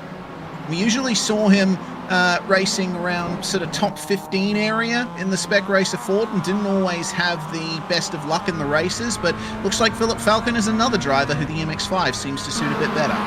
Yeah, it looked like Rich Meester's head got a little bit loose there coming out of the bus stop. You can see a little bit of wiggle, a little bit of smoke there. That's worked out pretty good for Philip Falcon. He's going to find Meesters now pretty much on the chopping block. All he's got to do is try and stay there, stay close, and see if he can get his way ahead to make their way down into the chicane. Now Rich using the curb nicely there, keeping it out of the wall on the exit. Another slowdown for Rupesh Panini, and Tuukka Valkeasuo now has one as well. But we'll keep our eyes on Rich Meesters for now as he tries to keep Falcon, Diaz Castro, and Childers behind. This is going to be a tough one for sure for Rich, but a top 10 finish in the first round of the season will be a great way to start things off for him. Meanwhile, Christian Kermetz has Connor Bell for company, getting up the inside in the infield of the circuit. Connor Bell is working that wheel hard, and it looks like he might be trying to round a move up here on Kevin Adrian for third. Can the coach get it done is the question. Looks like Adrian got a slightly better exit out of the hairpin at that point, but that's only a short-term gain because the slipstream kicks in right about here. Indeed, and certainly the likes of Octavio Suarez and Leon Benbels, and they're about 5 seconds up the road. They're going to have to work together if they want to get this done. As right down the inside goes Connor Bell. Indeed, absolutely sends it, able to find all sorts of grip and makes his way up into P3. Did you see the line through the chicane as well? Kevin Adrian was fighting the front end through the second apex, but Connor Bell was almost sliding the car through that right-hander. That's a big part of racing in this MX-5. I've seen Brandon Hawken race MX-5s as well, a driver not taking part in this, as Jan Jančík has another problem there. Looks to me like the chicane is not Jan's friend tonight. It's the curb. That's all right. Doesn't hit the other curb, and it looks like the exit barrier got him in the end. But we're familiar with Brandon Hawken from other series that we broadcast here on PRP, and I've seen him in an MX-5. He is a master at rotating the rear end into the corners, and you see him sliding these cars almost everywhere. It looks like Connor Bell is doing the same thing, and that's something that the drivers here can certainly learn from, making sure that you manage how much the rear end is sliding, work the rotation that's naturally built into this car. That's what's going to give you pace. Indeed, speaking of other series, I can see Adam Koback making an appearance here in the Pit Road Production chat. Good to see you making the join here as well. Well, certainly, Adam, if you want to be involved in this league, you've got to be a member of the Almeida Racing Academy. Certainly, qualification has closed for this season, but certainly you can still get yourself tuned up, get a little bit faster, and see if you can beat Ken Housel in the WDCR league as well. We'll call it out. We'll race this. We've got a pass for the lead, ladies and gentlemen. Leon Benbelsen finding way at the front of the pack. Hello. Leon, my goodness. Welcome back, buddy. It's been a while since we've seen him on a Pit Road Productions stream, but move into turn one, he managed to get it done. And Octavio Suarez, apparently a very wise head on those shoulders, he is going to play the long game here because, I mean, look at the gap that they have to everyone else. Connor Bell is catching them, yes, but I think it's worth pointing out that they have a gap to work with, and Octavio Suarez can bide his time here if he wants to get back in the lead. Well, indeed, that last lap, though, Connor Bell was able to catch up 7/10 of a second, ladies and gentlemen. So if these guys keep duking it out, they may find themselves under attack sooner rather than later. Let me see here, 7/10 a lap. They're about 4.5 seconds clear. Hold on a second now. That would be 2.4 seconds gained, I believe. So not quite enough for the moment. I think Bell's going to have to look for more to happen ahead. Okay, fair enough. Good bit of Reese math because Zippy math isn't the best. Kevin Adrian, though, having to serve that slowdown, and that's cost him pretty dramatically there. He's fallen back to P7. Yes, Kevin Adrian managing a podium in race 2, and it looks like that may or may not be the high point of his night there as he ran deep into the hairpin as well. It would appear that Bas van der Lee had to do the same thing. Not an ideal way to get onto the oval. Meanwhile, our leaders into the chicane, bouncing across those curbs, and it's amazing seeing the suspension flex. Such soft suspension in these MX-5s. They love that mechanical grip. They can really get it through those slower corners, but it also means that you can bounce them right over the curbs at a lot of different tracks. Yeah, honestly, I think that's how Connor Bell is getting such an astonishing lap time. His current best is 134.33, but he's the only driver we're really watching where he jumps the car, and as it goes and catches, it just goes and, you know, he's predicting where it's going to grip back up, and, you know, I think that's why he's getting the most run through that corner. Yeah, that chicane is certainly a key point of this lap, and Connor Bell has nailed it every single time. These two up the front may be a bit too involved with each other to really maximize their way through it, but for the moment, through the infield, a nice run for Otavio Suarez. He will stay behind Bent Wilson into the fast right-hander of turn 6, and then the turn 7 hairpin. Actually, let me recount those turns. 1, 2, 3, 4, 5, 6. Yeah, I was right. Correct count. Turn 7 is the hairpin.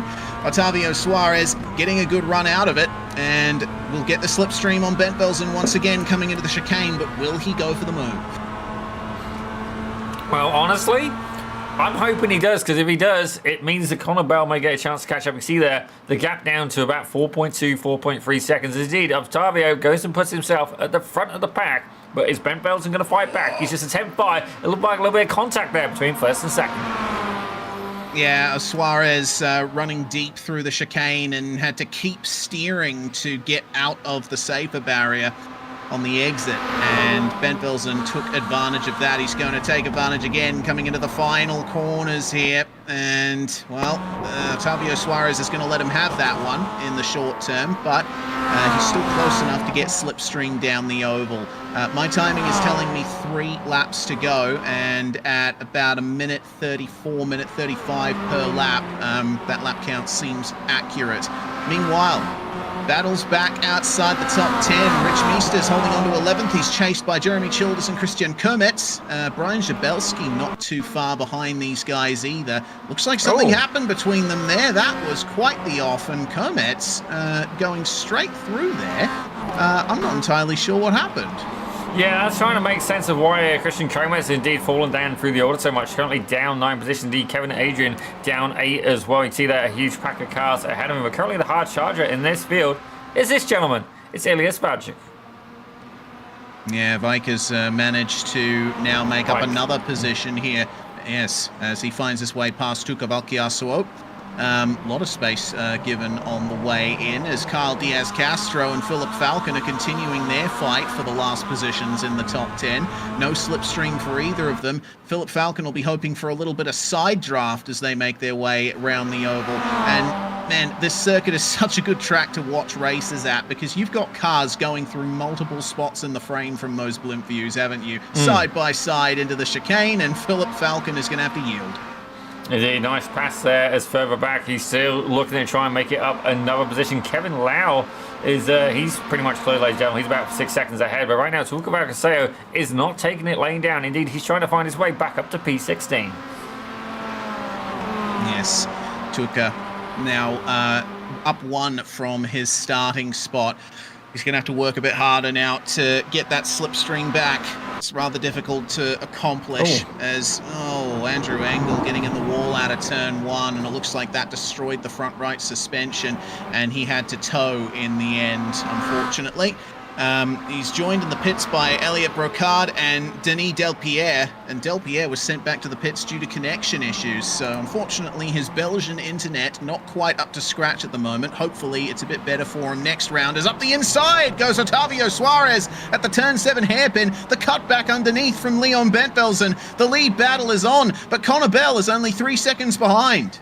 Indeed, the more these guys battle, the better it's going to be for Connor Bell. Indeed, the coach is looking to try and find himself onto the podium. Don't get me wrong, he can't stall points, ladies and gentlemen. It's just more for the novelty, indeed, having a coach here in the session. But right now, I've got to say, actually, I missed the part where they used to get bonus points for defending from a coach. Certainly, Mike Sargent was the man of the hour for that. Indeed, the man of the season for that. As right now, you see here, Otavio Suarez definitely doing the same approach as Connor Bell, really hopping that car over the curbs in the bus stop.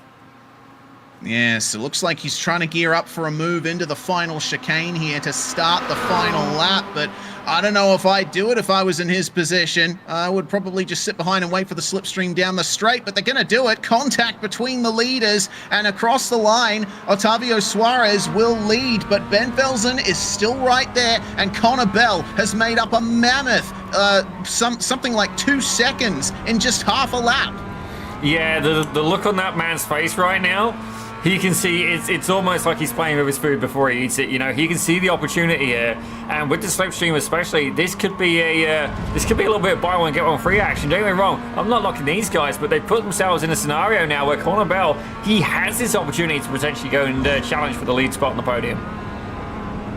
Well, he's going to have a front row seat to this titanic battle between Otavio Suarez and Leon Bentvelzen. Suarez is going to lead into the hairpin. On the way out, they both run very wide and almost glance off the wall there. I think Bentvelzen might have glanced off the wall himself. I see potentially some slight detachment from his front bumper. But let's see what they can do now as Bell is right behind them. There he is. There's Connor. Let's see what happens coming into the backstretch chicane here. The momentum for Leon Bentvelzen can't quite get close enough in the braking zone. Otavio Suarez leads the way out. Connor Bell just managing to keep it out of the safer barrier. Three-way fight for the lead. It looks like Bentvelzen might have lost touch with Suarez, but we'll have to wait and see for the final chicane if there's a problem for Otavio Suarez. If he gets a slowdown through the final corner and keeps it across the line, then he might get penalized. Needs to nail it as Bell makes the move on Bentvelzen for second, and Otavio Suarez takes 3 from 3. Absolute dominance here in the first round of the Almeida Racing League Season 7. I gotta say, as much as we love Leon Bentvelzen there, he must feel a little bit cheated in that final corner. Indeed, Connor Bell said, thank you very much. It's across the line. Rupesh Pranani and indeed Bas van der Lee just 8 tenths of a second in there. Let's have a look a little bit further back though. We've got side-by-side the final. Oh, that's contact there with Sammy Hendricks. And indeed, let's talk about Casero getting. Oh my word. Oh no, it's continuing. Yan Cheek. You know what? In Australia, we call that doing a Bradbury. That's what Yan Cheek just did. Everyone in front of him messed up before the line, and he took something like 3 free positions from that. Good stuff, Yan. Let's take a look here on board from the Wild Django racing car, the 145. You can see all chaos unfolding ahead of him. And he absolutely threads the needle, says, thank you very much. And on that one, I gotta admit, I'd be like, suckers. Absolutely. That would be how Stephen Bradbury felt. For context, if anyone doesn't know, Stephen Bradbury is an Olympic skater, and in the Winter Olympics one year, he was running far behind everyone else, but all the other skaters crashed ahead of him, and he came through to take the gold. So from then on, whenever we see a situation like what just happened with Yan Cheek, we call that doing a Bradbury. Well, a little bit of famous expertise from our very own Mr. Reese Gardner. So yet again, ladies and gentlemen, 3 out of 3. That's not something we see happen very often indeed. Actually, it may have only happened once or twice. Another statistic we need, Kyle. I'm so sorry, buddy. Otavio Suarez takes the win with Connor Bell in second. Leon Bentvelzen takes the win in club class, albeit third place overall. Still nothing to stick out. Some good points being scored there. Rupesh Pranani takes 4th with Bas van der Lee in 5th. Thomas Demoulin, he's up there. He's there in 6th with Kevin Adrian in 7th, Tyler Harper in 8th, Carl Diaz Castro, good to see him out on the track. Indeed, goes and takes 9th with Philip Falcon in 10th. In 11th place was Rich Meesters, with Kevin Lau finishing behind him. Lau making it up from 24th, an impressive recovery. With Jeremy Childers up to 13th, Brian Jabelski and Yan Cheek rounding out the top 15. And at least 3 of those positions, Yan Cheek gained on the run out of the final corner at the checkered flag. Sammy Hendricks, Iles Vaik and Tuka Valkiasawo 16th, 17th and 18th, and the top 20 rounded out by Brent Rusnell and Jeffrey Westland. Having a look there at P21 as John Esther with the very much snuck in there. Julian Reese takes 22nd, albeit he won't get anything, ladies and gentlemen. Wrong split, buddy, wrong split. Jacob Seapley, he takes 23rd with Ampli Lanasso in 24th. Christian Comitz having a little bit of an unfortunate incident at the end. He took 23rd for Andrew Engel. Definitely looking to improve next week. He's there in 26th. Andrew, I believe you can do it, buddy. Just certainly the Miata cold tyres it gets the better of many of us, including myself. Brian Lenz takes 27 with Elliot Brocard. Definitely a rough day for him, despite such incredible pace. He takes 28 with Dennis Delpierre in 29, and Ivo Serafimov rounding out your 30 top 30. Indeed, they have a fantastic race with, unfortunately, Adam Mika not taking to the start in race 3. But it looks like we are joined just in time by the man of the hour. Let's bring Otavio Suarez in for a chat. Otavio, my goodness, your pace here was almost undeniable, taking 3 wins from 3 here in the first round. I don't think you could have asked for a more perfect start other than taking pole position.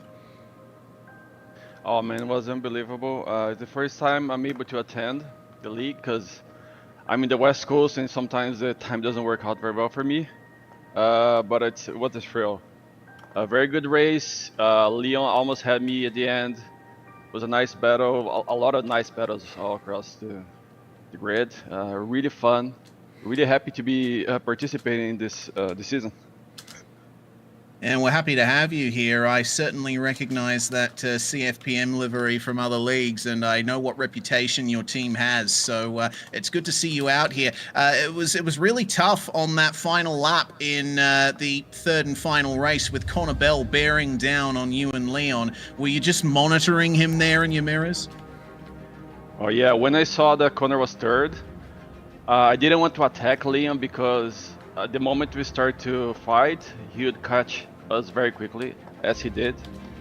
Fortunately, I decided to go for it the penultimate lap instead of the last, so that gave me a little buffer and let them fight, right? So that's what ended up happening.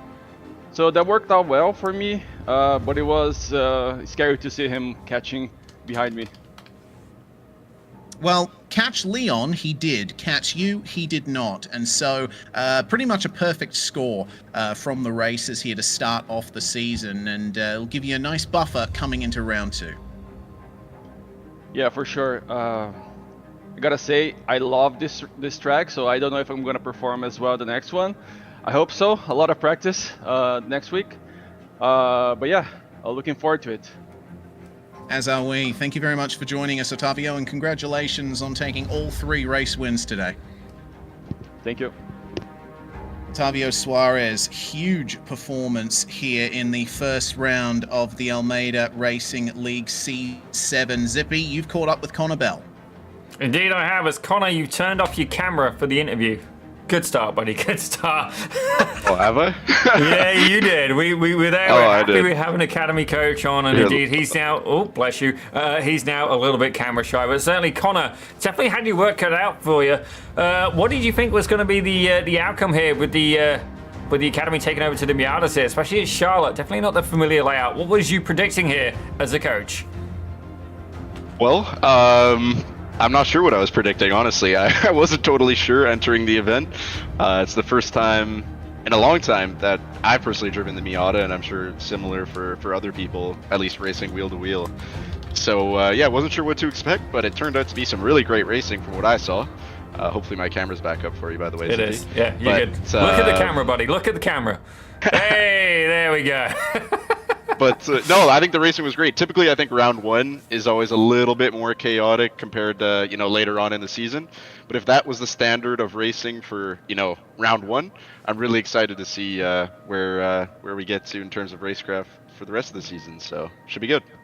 Yeah, honestly, the racing was nothing short of incredible. And the incidents, actually, I expected there to be a lot more. Certainly, we've seen some academy races where indeed it's been a little bit of an onslaught for the guys doing the race control after the race, but certainly Connor, indeed a good battle as well, and I think a couple of drivers might have learned something from this. Indeed, Otavio was saying just how much himself and Leon had that battle, and without that, you wouldn't have been really given the opportunity. Don't get me wrong, you had pace, but I especially want to talk to you about the line you were taking there through the bus stop. Certainly yourself. I think we need to get a pogo stick put on the side of your car, because you certainly seem to be taking more curve than anybody else. Tell us a little bit about that from a professional and a coaching point of view.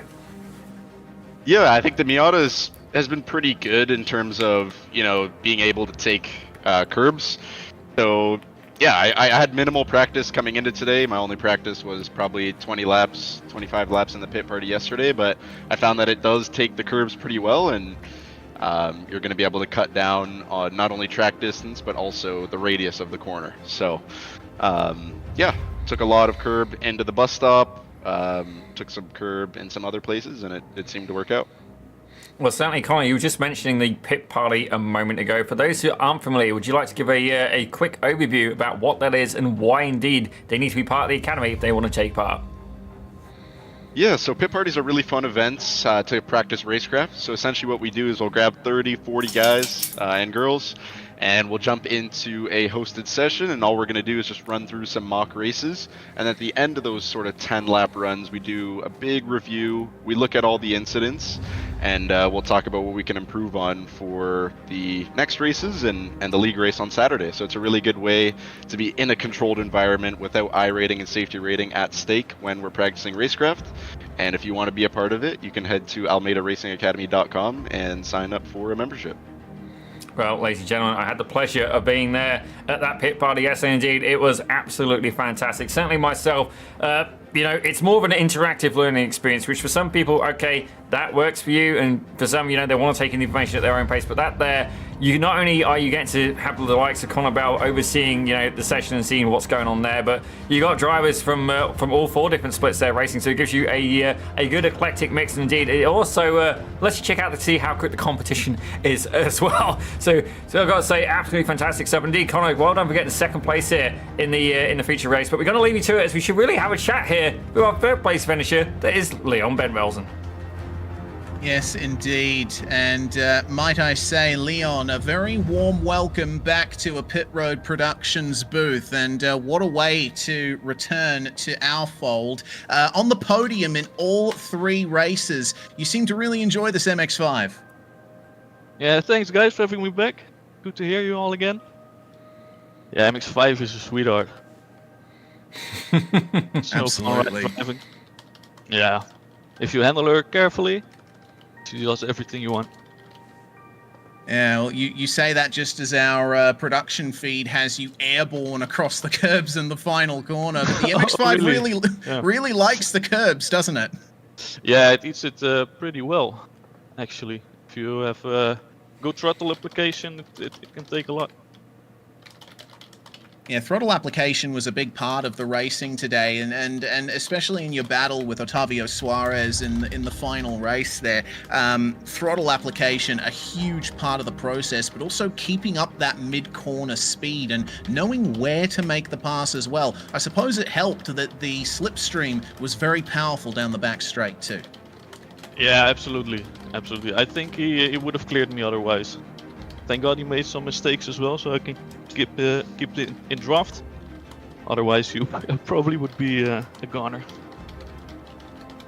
Well, a goner you were not, and with a third, a second, and a third from the races tonight, you have a solid championship standing, and I believe actually lead the club class coming out of this round. So I don't think you could have asked for a better start other than taking the win. Yeah, it's a real big good start. I didn't expect it actually, because I was gone for 2 seasons, and this is actually my first race after the last one, a season in 4, I guess it was. So I'm pretty happy with all the results.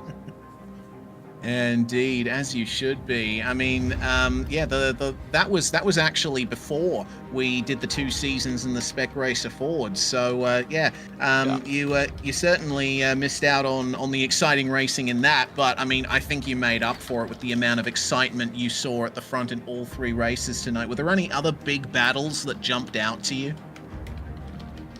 Oh mate, I was so, how do you say, concentrated on my own, that I had no idea what happened around me.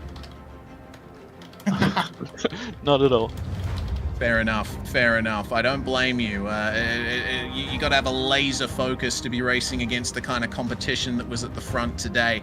But do you foresee any other tracks this season jumping out to you as places you'll be strong at? Have you had a chance to look at the schedule yet? Not yet. Not good. Let me say it like that. But yeah, just bring it on. Bring it on indeed. Well, thank you very much for joining us, Leon. We really appreciate you coming in for a chat, and hopefully we see this great run of results continue. I hope so. Thanks for having me, guys. Cheers. Brilliant stuff from Leon Bentvelsen also today. And I tell you what, Zippy, for an opening round of a championship, I don't think we could have asked for better. Like, we as broadcasters, we love having a lot to chew on throughout the race. The drivers gave us a 3-course meal at a 5-star restaurant there. Yeah, despite the fact I've not had breakfast, honestly, it's one of the things we don't really talk about here is that, you know, the adrenaline we get as commentators, indeed as producers, like making these shows, is nothing short of incredible. Indeed, this is the downside of doing some of the shows during the week, because you do a show like this, I'm not going to sleep for a couple of hours. Indeed, it's nothing short of incredible. But certainly, it's good to see some new names here as well. And one of the big things I love about the Almeida Academy is they don't just have one split; they've got 4 of them. Like, you know, 4 splits of drivers duking it out. And indeed, the good thing is it means we get to see some new names. Certainly, Octavio, first time here, just absolutely goes and cleans up. I have a few feeling there's a few drivers in this split who are going to have something to say about that in terms of trying to get some points back. But indeed, Ian Joyner as well, I can tell you he's in the top split, just not here this week. Cairo ends as well. I have a feeling some of these guys are going to be going, okay, who is this guy? Why is he quick? And indeed, we have a new target to aim for. Yeah, I agree. You know, the Spec Racer Ford certainly had its specialists. Ian Joyner was one from the very start of the league's time using it. And Cairo Enns just kept getting better and better with every single race he did in the Spec Racer Ford. With the change to the MX-5, I know that Ian Joyner was certainly looking forward to racing the MX-5 from our chats with him at the end of last season. And I think Cairo had roughly the same vibes as well. So I'm very interested to see how they do when they come back. Indeed, and we might be able to get one more interview in here as well. Just give me 1 second here, Reese. Yes? I could have sworn I just seen him a minute ago. Here we go. I did see him. There he is. Hey, Kyle. That was certainly an entrance. Yeah, that's the first. Kyle Diaz Castro joins us. What's up? Well, certainly, Kyle, yourself, you are the Chief Operating Officer here at the Almeida Academy. Certainly, you're the guy who does all the magic behind the website as well. Why don't you tell us about some of the updates that you guys have done recently, and indeed some of the stuff that we potentially got to look forward to? There's so much to describe. I don't know what to mention. We pretty much have all the courses available, pretty easy to access, schedules out there. Garage 61, like all of our students, they have access to Garage 61 Pro, which sets up them to be able to track their challenges automatically without having to, like, back when we first started, everyone had to use like a little check mark paper pen PDF thing where they used to have to, as they complete their bronze time, silver time, they used to have to physically write their check marks and then save their replays. It's all automatically tracked now. And so, I don't know, like, what else do you want to know about? Well, certainly, I know it's definitely been a bit more than a labor of love, and certainly myself, I'm enjoying seeing just how much easier you've been making it to use the stuff on the Academy as well. But we've also got maybe you can tell us a little bit about that as well. We've got this specific course coming out for the Miatas. I believe weeks 1 and week 2 are currently up. By all means, correct me if I'm wrong. But certainly, it's going to really help these drivers to be even quicker here in the league. Yeah, actually, I already released it last week. I think it was on Wednesday. It's the MX-5 Mastery Mini Course. This is supposed to pretty much go over the nuances of what the Miatas feel like and everything, and go into a little bit more extreme detail of the MX-5s and how to extract like every individual second or millisecond that you can, because MX-5s, they're kind of unique in their behavior, and we pretty much cover all of that over a course of 4 lessons and I think total 40 minutes. Well, certainly, indeed, the Miata, despite being a car that's offered straight from the start, it definitely is a challenging vehicle. For similar to Split Racer Ford, it's approachable for those starting out. Indeed, it rewards those who've got a little bit more track time as well. But Kyle, good to be able to catch up with you. Good to see you here racing in the league as well. Not only that, managed to make it into the club class, if I'm not mistaken, as well.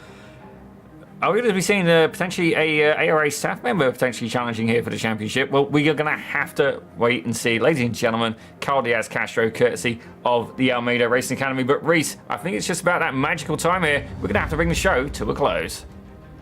Indeed we are. A huge thanks to everyone who showed up in the chat, both on Pit Road Productions and on Swelio Almeida's channel. We are dual casting this league, as we have for all of the time that we've been broadcasting it, and we appreciate you coming, whichever platform you came from. Fantastic racing here at the first round, and knowing the reputation of the MX-5, I'm sure it's going to continue. We're going to be here for the whole season. Big thanks, everybody. My name is Reese Gardner. Daniel Zippy Salmon is alongside me in the commentary box and handling production behind the scenes here on Pit Road Productions. We'll see you next week for the second round of the Almeida Racing League Season 7. Now he's here teaching all his secrets to all these drivers. This is Almeida Racing Academy, where every champion has a starting line. The sim racer turned real-world superstar, Swelio Almeida. It's Connor Bell racing in his own backyard for the very first time in the NASCAR Canada Series. The workshops helped out so much. Something about battling with somebody faster than you, it just pushes you that little bit further, and I was able to just keep developing my skill. I can kind of commit more with the exit there. That was good. If you do take sim racing seriously, it does impact your racing technique for the rest of your life. I know how the car is going to perform around these corners because the model I have in the sim. Just the benefit of sim racing when you go into real life, I don't think people quite realize it yet. You have infinite track time is the biggest factor. You are able to try so many things, and the physics that are simulated in the sim nowadays, especially iRacing, are so close to real life.